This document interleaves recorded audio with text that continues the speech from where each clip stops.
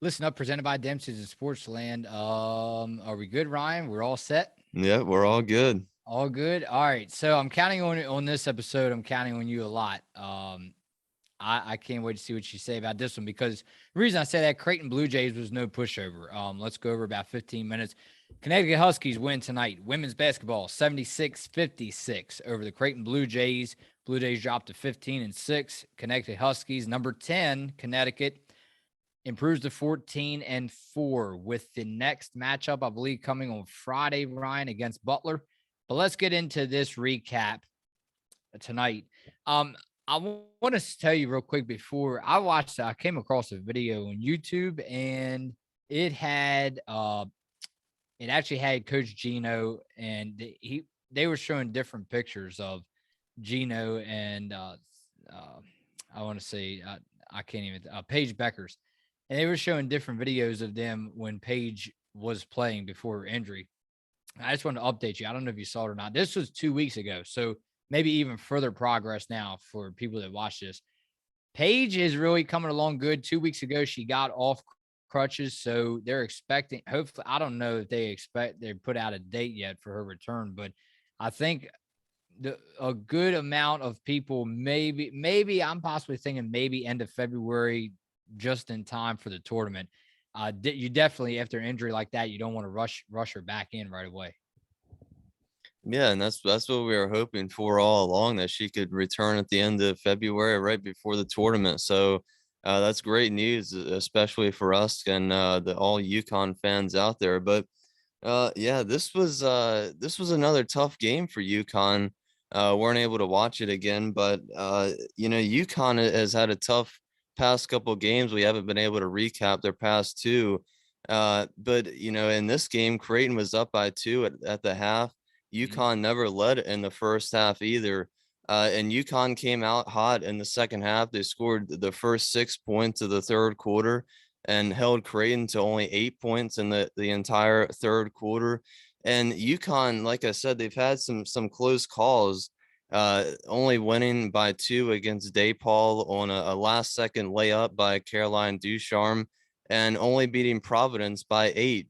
So this team has had a close couple games that we haven't been able to recap their past two games, but it's a little worrisome, maybe, for some Husky fans out there. They're used to blowing all these teams out, these weaker teams, but we've seen, throughout this whole season that UConn has been, susceptible to these closer games and, not playing as tough.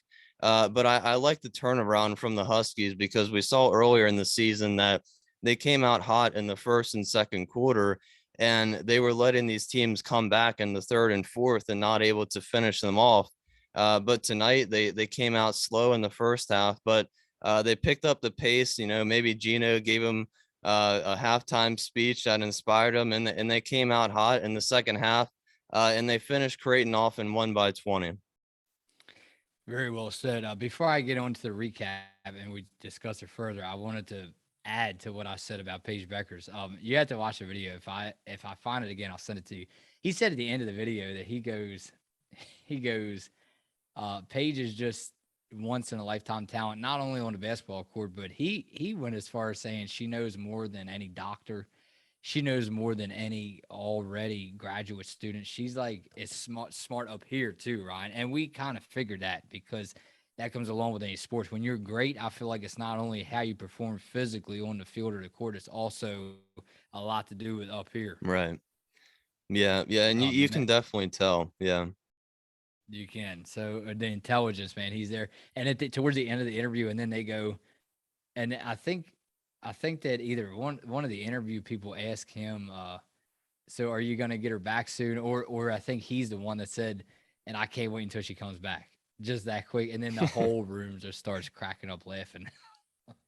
Yeah, I mean, we all can't wait either. I've been waiting, ever since she went down with that devastating injury, and the whole UConn team's ready to have her back for a March Madness push. All right, so um, Nelson Adota and Kristen Williams both tied each with 17 points in this game. What stood out to you as far as me when I look at the box score? My takeaways instant reaction. I like how they keep spreading the ball around. Azzy Fudd is back. How about Azzy Fudd? You said Azzy Fudd. She had 10 points tonight. And again, you see this is a total team contribution again in this victory. Evina Westbrook, 10 points. I mean, you had 5 different players with double digit points. Yeah, for me, I was surprised to see Aliyah Edwards back in the starting lineup over Avina Westbrook. Avina Westbrook started the past couple games, but I guess Gino decided to put Aliyah Edwards back in.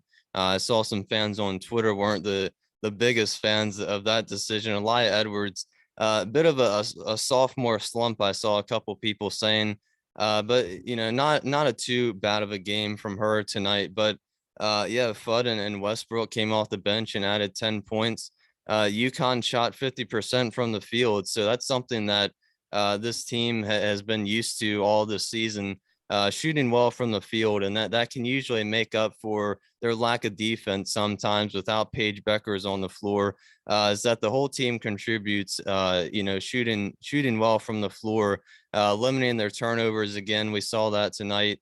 Good job by the Huskies limiting their turnovers. That's a big step in why they're able to win so many games and make smart passes and smart decisions. And just good shot creators all around for the Huskies. That's a big part in why they're able to shoot the ball so well. But Olivia Nelson Odot, these past couple months, I feel like we talk about her so much every time we recap these Husky games, but she's really just been on a tear these past 2 months. Ever since Paige Beckers has gone out, she's really just became the leader for this team. And she's just having an amazing season, almost close to a triple double tonight. She got a double double with 10 rebounds, but just an incredible season for her. And then moving on to the scorecard for Creighton, Ryan, the standout player in points for them, Molly Mogensen. I think that's how you say it. Sorry if I'm pronouncing that wrong. For Creighton, if I'm looking here at the right profile, she is in her second year. She's only 5'7", out of Farmington, Minnesota. It looks like Farmington High School. So she really stepped up big time. A shout out to Molly Mogensen for scoring 15 for Creighton. Anything else that you saw for Creighton? You mentioned that they had the lead there for just a while. Yeah, UConn never led in the first half. Creighton led for the whole first half of the game, and then they just couldn't put the ball in the basket there in the second half. UConn scored the first 6 points, and really Creighton just had no answer for UConn in the second half. And Creighton was also shooting about 50% from the field in the first half, but they finished only shooting 32%. So just fell in a slump there in the second half for Creighton, and they just couldn't seem to find their groove that they had in the first half, and couldn't execute in the way that they were in the first half. So great job by UConn making adjustments and winning the ball game. They did adjust some, right? Because usually it's the opposite. You Yeah, see the score after the first quarter. I'm looking 20-11 Creighton. So you're right. yeah. So yeah, maybe some eyes were opening there for a second, but then they shut them down, especially in the third quarter. Creighton Bluejays scored 8, and then Huskies scored 27 in the fourth. So that's how you do it, right? If you want to win a game. Yeah, yeah, and like I said, the struggles for UConn have been in the fourth quarter and coming out of halftime. So it's great to see that Gino and the players, they're coming out of halftime, amped up and hyped up and ready to go. And it's good to see that the players are learning the adjustments and correcting themselves to what the opponent's throwing at them and coming out of halftime hot. Right. It's hard to believe we only have a little over a month, man, until Yeah. March Madness is here. Take a look at the standings before we head out the top 25. Any big surprises for you as I pull up the standings, top 25? Yeah, I saw where Tennessee lost. Tennessee and Arizona lost. So Tennessee only had one loss. I told you the Vols from the beginning. Since we started this podcast on or recapping these games on UConn, I thought Tennessee was going to be pretty good this year, and they were in the top 5, but they fell down to 7. Arizona fell down to 8 this week. And how about the Michigan Wolverines? They're 6th in the country in the AP poll. I believe that's the highest they've ever been.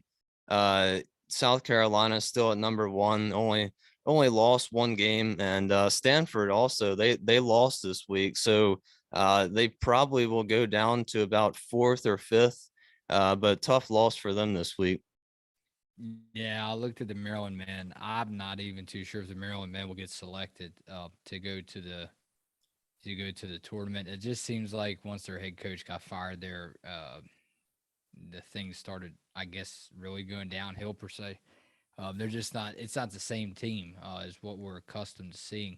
And then how about talk about the Maryland women slipping down to number 17 in the most recent standings. Talk about what that means for Maryland. And usually you don't see that under Coach Brenda Freese that often. No, no. Usually Brenda Freeze always has a good team, and they are a good team this year. But they started out up there in the rankings, and they were such a good 3-point shooting team last year, and I think they're still pretty decent. But just not the same team as last year, and it's really a disappointment. They have had a tough schedule. A tough week in the Bahamas, I believe, or wherever they played in that tournament. Players out with COVID and they had injuries. So they haven't really been playing healthy, fully healthy as a team for a majority of the season, much like the Huskies.